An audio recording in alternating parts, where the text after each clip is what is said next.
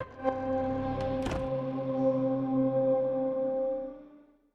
my name is Ben Curitan. I'm a principal designer on Remnant from the Ashes and here to show off our game.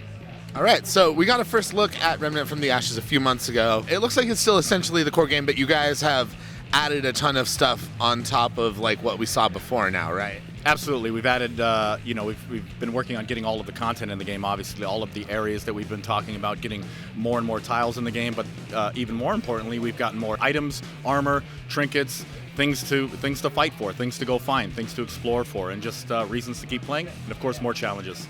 Nice. Now, on top of all the new swag that you're going to be getting in the game, you guys are also showing off a new area that we haven't seen before. Absolutely. We're showing off ROM, which is, we call it the Wasteland. It's a mix of kind of tribalized, tribes and mixed with technology. So there's a high-tech area, and there's kind of a more tribal, aboriginal style of enemy and areas and things like that. So it's a nice mix between the two.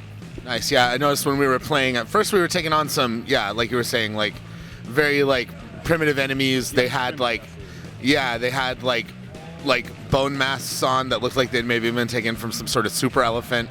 And then one guy even had like little nubs where his hands should be, and they had strapped like giant blades onto his hands. Yeah, absolutely. That's exactly what you said. It's very primitive. Half of that world is very primitive. They have, kind of bone weapons and tusks and, like you said, the masks and things like that. And they're more about shamanistic tendencies and magic and things like that. And then the other half is very high tech. And that's the interesting contrast of that world. Is it's that nice 50-50 balance.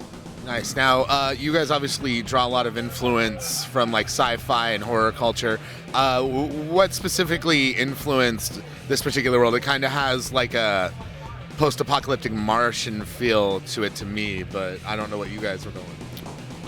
I would say that's probably not the best. I'm not the best guy to answer that question because I'm not as involved with the lore, but I do know the core concept was we wanted to convey a story where Earth had been overrun, Earth technology had stopped, and then but time kept going, right? But humans were unable to progress forward, and the whole idea was they figured a way to connect to other worlds, and they realized the technology that they had was not sufficient enough to push back this impending enemy that's coming or that's already there. And so they realized they had to go to other worlds to get their technology, hopefully that it exists. Maybe it's more advanced, maybe it's more primitive, and use that to kind of defend hometown.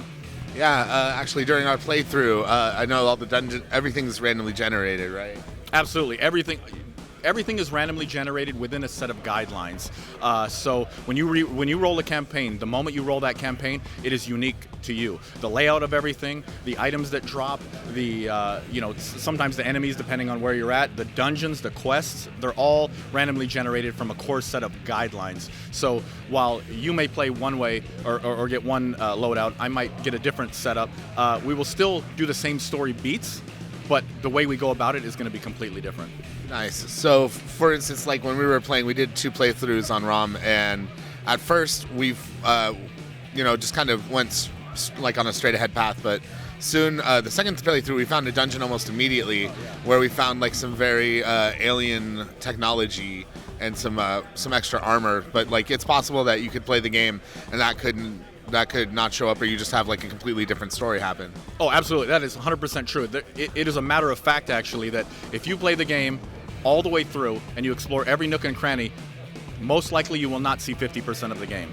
So you will have to play the game again. And, mathematically speaking, the next time you won't see the other 50%, you might see another 20% or another 30%. So the first playthrough, you will see less than half of the game. Man, that is pretty hardcore. What's your next milestone you're working toward? Well, our next milestone is getting the game out the door. I mean, we launch VIP Early Access on August 16th, and then full launch is August 20th, right? So we're really about polishing up all the rough edges. We're making sure all of the systems work, making sure all the items are as balanced as we can get.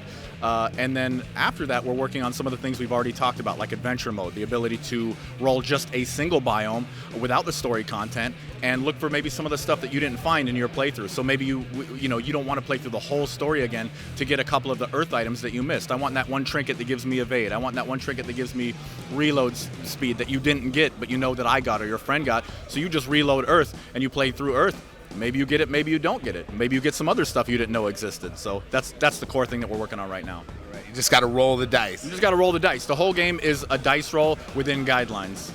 Dice roll within guidelines. Yeah. That sounds like the name of a Rush album. Yeah, maybe it is.